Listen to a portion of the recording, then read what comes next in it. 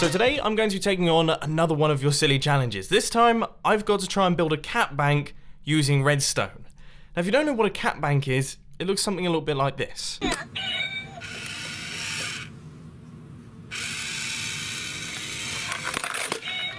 What the hell just happened there?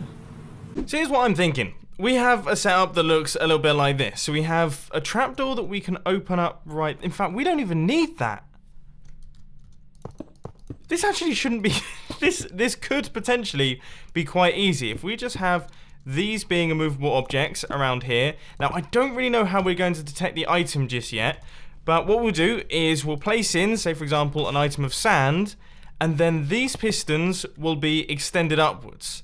So we need to extend that one, and then that one right there. And that will extend it up like that. And then we need to have a piston that faces across, which will be able to extend and retract. And then there we go. We've kind of picked up the item.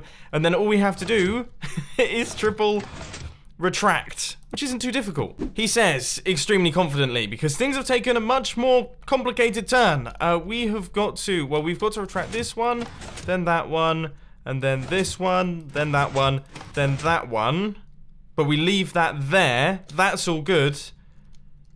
And then we can retract all of these. So it's 2 triple extenders. He says, extremely confidently, because to add in the actual detection circuit, which we're going to be using an observer, we need to have 2 triple extenders. We've had to extend out this guy as well, and we have to make all of that work in sync relatively quickly. Still possible, it's just got trickier. Stage 1, I believe, is completed. No, it's not. I wonder why that is. This actually seems to power before... Oh, okay, yeah, so stage 1 should now be completed. So we've got the extension and also most of the retraction.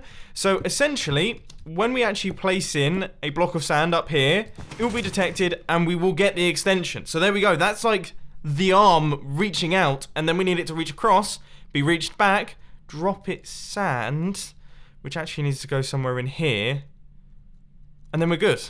Okay, let's see if this thing functions. I'm kind of up to first test phase, I would say. So we need that triple piston extender. That's done on the extension. We've got this triple extender down at the bottom. That's also done on the extension. Now we just need to place in all the slime blocks, and then we can actually give it a whirl with the sand. So here goes. If I place in a bit of sand... We were almost there. But it seemed to break. Oh, please tell me I haven't gone up to the build limit. 1, 2, 3, 4, 5, 6, 7, 8. And then if we have the iron blocks on top, that should be 9, 10, 11. So we should be right on the very, very limit of this thing, which is fine. That should be totally okay. And I've adjusted some of the timings.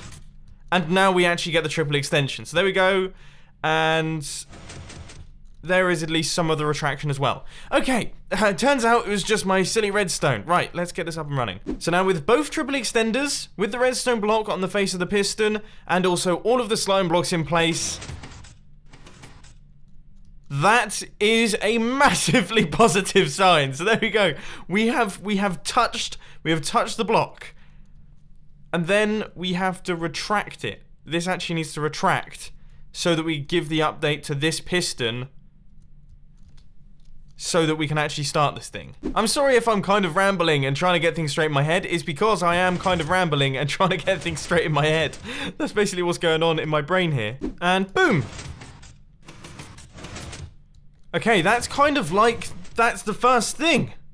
Yes! So now we just need a falling edge monostable circuit off the back of this one, which will do the final block retractions for this triple piston extender. We then need to do the final block retractions for this triple piston extender, and that will sort out all of the extension and retraction, and then these 2 pistons are going to be dealing with the sand block and transporting those off elsewhere. So if you're a little bit confused, what I've done first is I've added in a monostable circuit to this section, which means that when this thing triple extends, it will triple extend, but then the first piston will also retract as well, which means that we give the update to this observer, which means that we retract this redstone block, switching off all of the piston extenders, which means that we can then start the process of retracting all the blocks. And now I've added in this circuit right here, which should mean that we get the full retraction, bringing this thing back to this position. So it'll extend out and then extend back. But we don't actually need that last one. We need it to stop there.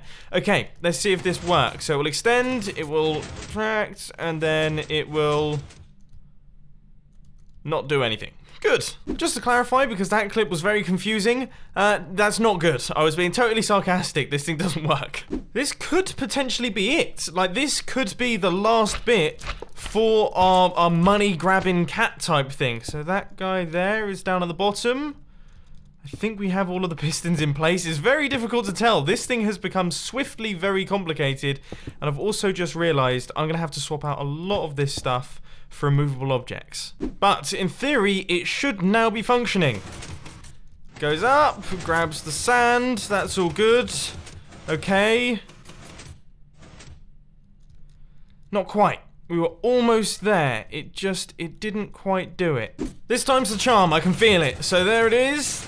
And, oh my word, there's so much going on.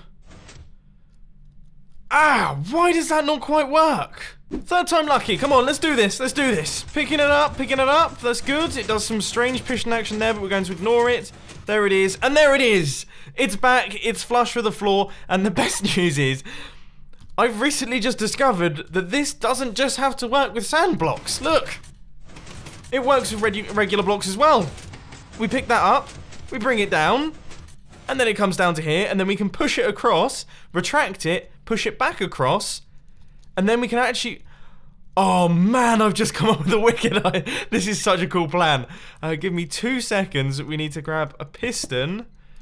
And then that means that we'll have a chain of blocks being pushed out here. And then we'll push them downwards.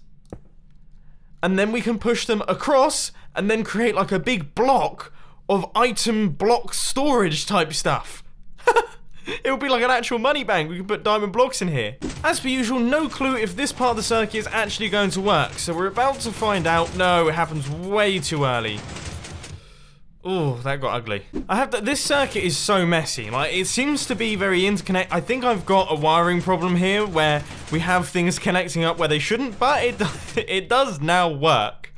And we are now moving the block off into a new zone. So now what I can do is I can place another one. And then it picks it up. And it will push it along.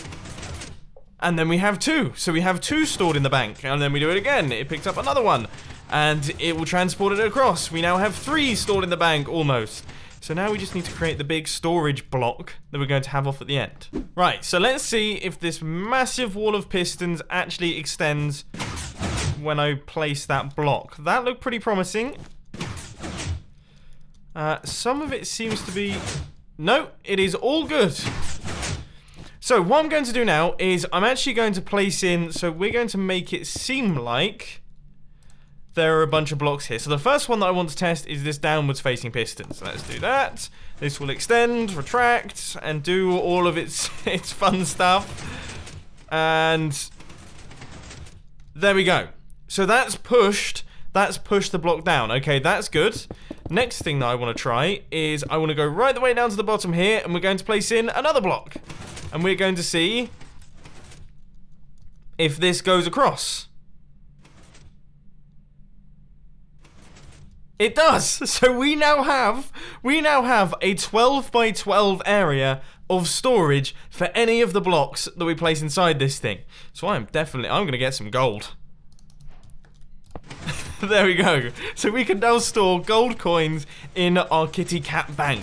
I think we've done a good job today. I mean, seriously, I'm proud of this thing.